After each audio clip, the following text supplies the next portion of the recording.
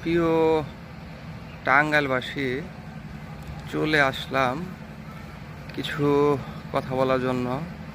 তো আমার স্ক্রিনে দেখতেই পাচ্ছেন 4টা ব্যক্তির নাম।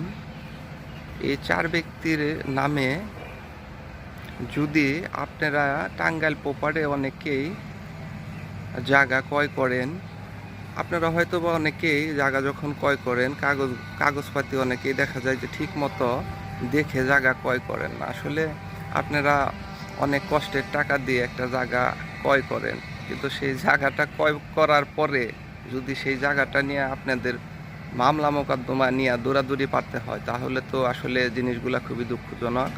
তো এই আমার দাদা এই মহিউদ্দিনের নামে বেশ কয়েক মোজাতে মোটামুটি অনেক জায়গায় তার নামে রেকর্ড করা আছে, যেগুলা আমাদের টাঙ্গাইলের অনেক ভূমিদস্যু এবং কিছু অসাধু ব্যক্তিবর্গ যেগুলাকে আত্মসাৎ করেছে। তো আমি আসলে সেই সব কাগজপাতি গোছানোর চেষ্টা করেছি, মোটামুটি অনেক কাগজ গুছিয়েছি। আর কিছু আসলে দালাল চক্র এবং সিন্ডিকেটের জন্য তোলা আসলে দুষ্কর হচ্ছে।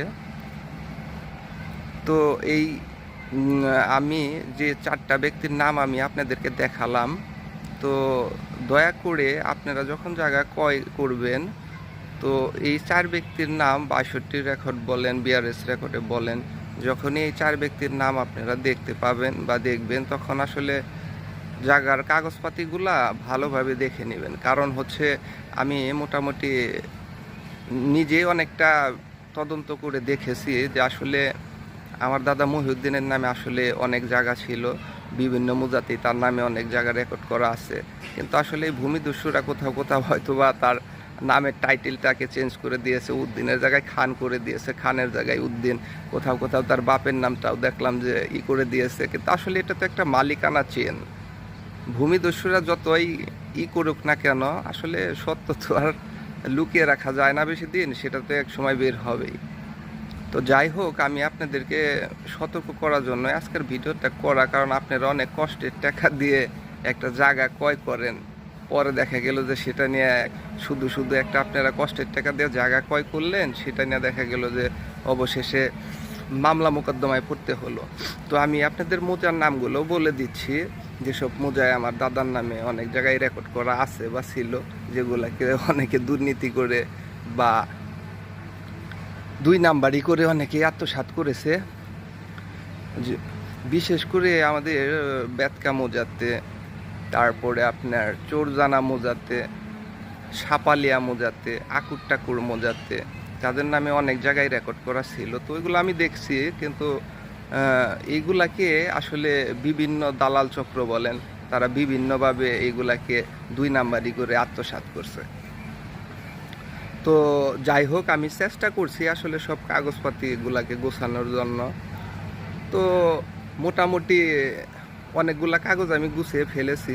আপনার এই টাঙ্গাইল, আমাদের যে টাঙ্গাইলের রেজিস্ট্রি অফিস আছে, রেজিস্ট্রি অফিসের রেকর্ড রুমে আমি একটা দলিল তল্লাশি দিয়ে পেয়েছিলাম, কিন্তু সেটা নিয়েও দেখা যায় যে ওটা দেয় না অবস্থা। যেমন আমাকে প্রথমে সাজেস্ট করছিল আপনার হলো 26 বালাম। তো 26 বালাম সাজেস্ট করেছিল, কিন্তু তারা আসলে আমাকে 26 বালাম কখনো দেখাই না। তারা 26-এর জায়গায় এখানে আপনারা এই যে দেখতেই পাচ্ছেন যে এখানে লেখা আছে 26 বালাম, এবং কি পাতাও লেখা আছে যে কত পাতায় দলিলটা লিপিবদ্ধ করা আছে। কিন্তু ওনারা আমাকে নিয়ে আসে 8 বালাম। আমি ওনাদের বলি যে 8 বালাম তো পরে দেখবো, আপনি আগে আমাকে 26 বালামটা দেখানোর ব্যবস্থা করেন। আর তার থেকে বড় ব্যাপার যে হচ্ছে, আমাদের টাঙ্গাইল রেজিস্ট্রি অফিসের রেকর্ড রুমে এই পুরানো দিনের বইগুলা যে দেখশন করে রাখে, ওর নাম হলো আপনার মনির। তো আমাকে সব কিছু বলে দিয়েছে একদিন যে ভাইয়া, এটা তো একটা লোক জাল করে রেখেছে, এর জন্যই আপনাকে, সে তো অনেক পাওয়ারফুল, এর জন্য আপনার এটা করে না। তো আরও বিভিন্ন বলছে যে তারে ঢাল করে আপনাদের এলাকার দালাল চক্ররা আপনাদের এই যে এইসব জায়গাগুলোকে 2 নাম্বারি করে আত্মসাৎ করছে বা করার সাহস পেয়েছে। আর সে আমাকে একবার তো এমনটাও অফার করেছিল যে ভাই, আপনি এটাকে ছেড়ে দেন, আমি আপনাকে একটা খাদ জায়গার কাগজ গুছিয়ে দিচ্ছি, আপনি ওটা খান গা, এখান থেকে আপনি চলে যান। আপনি চলে যান, আপনি ওদের সাথে পারবেন না, এখানে তো অনেক লোক জড়িত আছে। তো আসলে যাই হোক, তো আমি তো সর্বোচ্চ চেষ্টা করছি এগুলাকে উদ্ধার করার জন্য, কাগজগুলাকে, সঠিক কাগজগুলাকে। আর আমার যে বাসা আছে সেখান থেকে আমার দাদা 10 জায়গা বিক্রি করেছিল। তো সেইখানেও যখন 10 নিয়েও যখন আমি তদন্ত করলাম বা একটু গবেষণা করলাম, তখন দেখলাম যে সেইখানেও তো অনেকটা যেমন তার মাঠ পর্যায়ে দেখলাম মোটামুটি 4-5টা দলিল রেফার করা। তখন তো আমি বুঝতে পারলাম যে আসলে এই সবগুলা তো আমাদের আগের জায়গার বায়া দলিলের সব কাগজপাতি।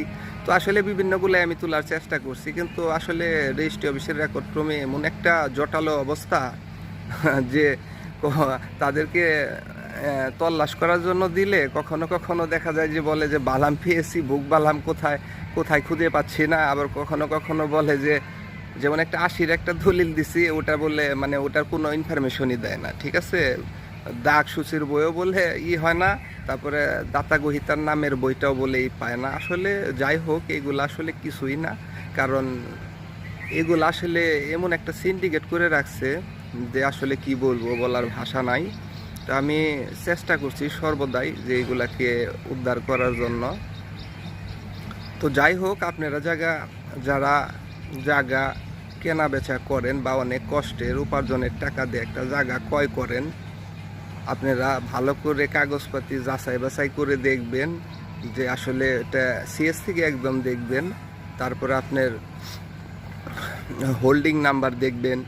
হোল্ডিং নাম্বার হয় আপনার দুইটা, একটা হচ্ছে পৌর করের হোল্ডিং নাম্বার হয়, একটা হলো আপনার খাজনার হোল্ডিং নাম্বার হয়। সেটার হোল্ডিংয়ের 1 নাম্বার হোল্ডিং দেখবেন, 2 নাম্বার হোল্ডিংয়ে কার নাম ছিল সেইগুলা দেখবেন, সিএস মালিকানা থেকে শুরু করে চেন দেখবেন, যে এগুলা সব কিছু দেখে ভালো করে তারপরে যতগুলা বায়া দলিল আছে সবগুলা দেখবেন, দেখে আপনারা জায়গা ক্রয় করবেন। কারণ আমি চাই না, কারণ আমি মোটামুটি যা দেখলাম যে আসলে আমার দাদার অনেক জায়গায় রেকর্ডে ছিল, সেইগুলাকে 2 নাম্বারই করে দালাল চক্র নিয়েছে। তো যাই হোক, আগে আর পরে দেখা যাবে যে এগুলা এক সময়ই হবেই, কারণ সত্য তো কখনো ছাপি থাকে না, এক সময় না এক সময় সবার সামনে চলেই আসবে।